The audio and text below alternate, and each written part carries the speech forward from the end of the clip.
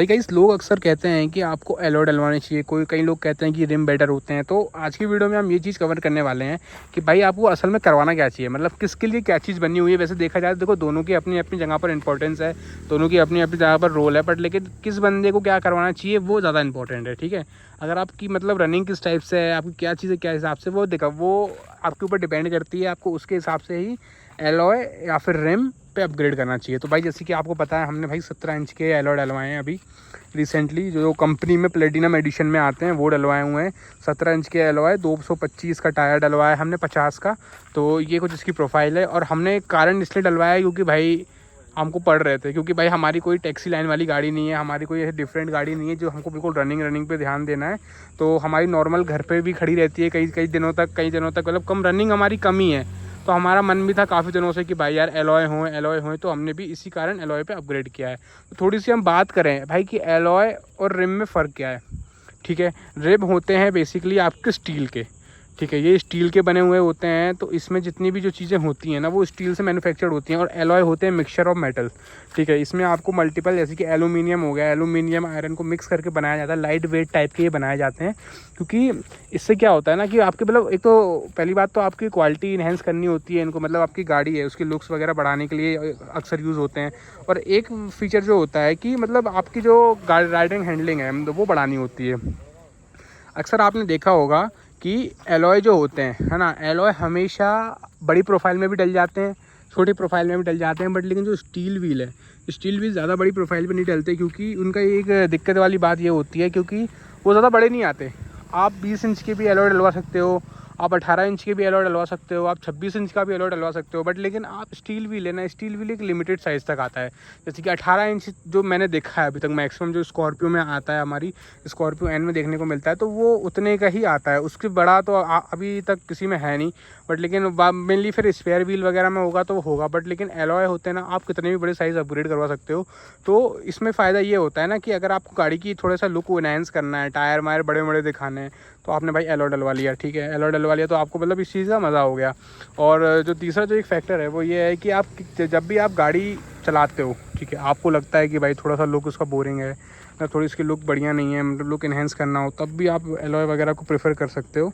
ठीक है, और हम कुछ अब मेजर बात करेंगे, जैसे कि भाई कई लोग कहते हैं कि भाई एवरेज वगैरह का दिक्कत होती है, वो एलॉय डलवा लेते हैं। तो भाई एलॉय वगैरह में एवरेज की दिक्कत बेशक होती है अगर आप बहुत ज़्यादा अपग्रेडेड साइज़ पे जाते हो, बहुत ज़्यादा हाई एंड साइज़ पे जाते हो।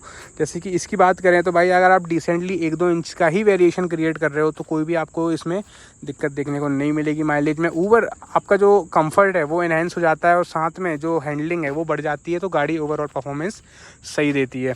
तो एक मेजर कंसर्न है स्टील व्हील और इसका, वो ये है भाई वेट के रिगार्डिंग, मतलब भाई वेट किसका ज़्यादा है, वेट किसका कम है। वेट ओवरऑल चेक किया जाए तो टायर के साथ वेट देखना चाहिए, ना कि आपको एलॉय के साथ वेट देखना चाहिए।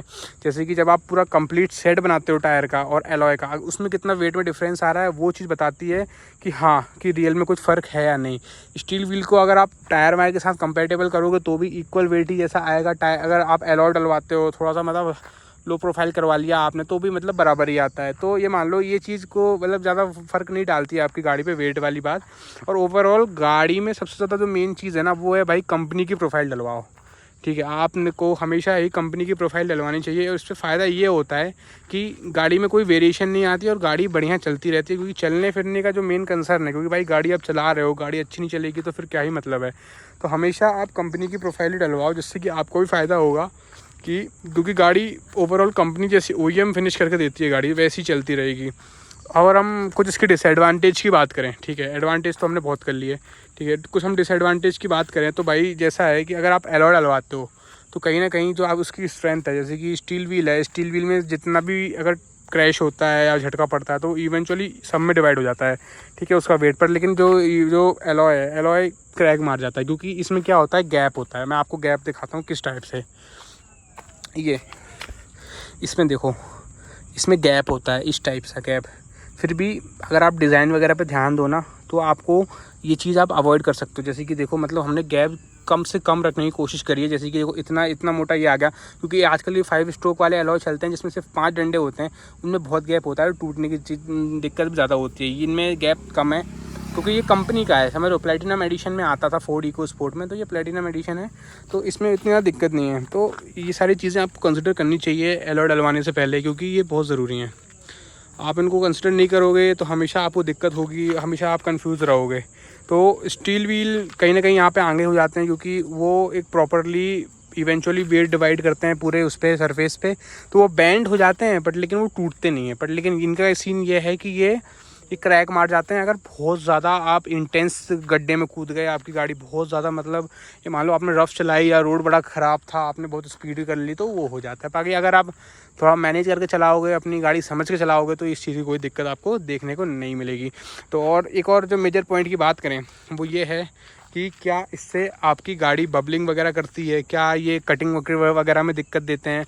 तो भाई फिर यहाँ पर भी वही बात आ जाती है कि आप कौन सा एलॉय डलवा रहे हो। ठीक है, आप अगर नॉर्मल एलॉय डलवा रहे हो, ठीक है, 15 इंच का, मान के चलो आपकी स्विफ्ट गाड़ी है, ठीक है, स्विफ्ट में अगर आपने 18 से 20 इंच भी डलवा लिए ना, तो गाड़ी का मतलब ये मान लो बबलिंग से पूरी ख़त्म हो जाएगी। ठीक है, मतलब बहुत दिक्कत करती हैं इतने बड़े बड़े एलॉय छोटी गाड़ियों में। अगर आपकी बड़ी गाड़ी थी, जैसे कि स्कॉर्पियो थी, स्कॉर्पियो में आपने एलॉय डलवाए, प्रोफाइल भी आपने सही रखी और सब कुछ मेंटेन रखा, तो आपकी गाड़ी की कोई दिक्कत नहीं करेगी। ओवरऑल परफॉर्मेंस भी अच्छी होगी, लुक भी अच्छा होगा, सब कुछ अच्छा होगा। और रही बात कटिंग वाली, तो टायर हमेशा भाई देख के डलवाओ। ठीक है, टायर की हमेशा एक मार्जिन होता है, जैसे कि कोई भी गाड़ी 2% तक ही, 2 इंचेस में ही चीज़ों को अपग्रेड कर सकती है, और वो एडिकेट भी है। जैसे कि अगर आपका 15 इंच का टायर है तो आप 17 डलवा लो, 16 इंच का टायर है तो आप 18 डलवा लो। ठीक है, तो उसी रेंज में अगर आप वर्क करोगे तो आपको भाई कोई भी दिक्कत नहीं आएगी। कटिंग वगैरह जो होती है, जैसे कि ये देखो अभी हमने रिसेंटली डलवाए हैं, हमने कुछ दिन इसको चलाया भी लिए बढ़िया तरीके से, पर लेकिन कोई भी कटिंग वगैरह का इशू नहीं है। गाड़ी बिल्कुल सही रखी हुई है, मतलब कोई दिक्कत नहीं दे रही है, टर्निंग वर्निंग भी सही चल रही है, और ओवरऑल वर्क कर रही है, गाड़ी सही तरीके से वर्क कर रही है। तो ये कुछ फैक्टर है। तो होप है कि आपको इस वीडियो में बहुत सारी जानकारी देखने को मिली होगी, क्योंकि जो एक मिथ है लोगों के बीच में एलॉय वर्सेस रिम का, वो हमने क्लैरिफाई करने की कोशिश करी। अगर भाई वीडियो अच्छी लगी हो तो लाइक कर सकते हो, और कुछ भी अगर दिक्कत परेशानी है आपको जानना है, आप कमेंट में हमको मैसेज कर सकते हो। तो भाई वीडियो देखने के लिए बहुत बहुत धन्यवाद।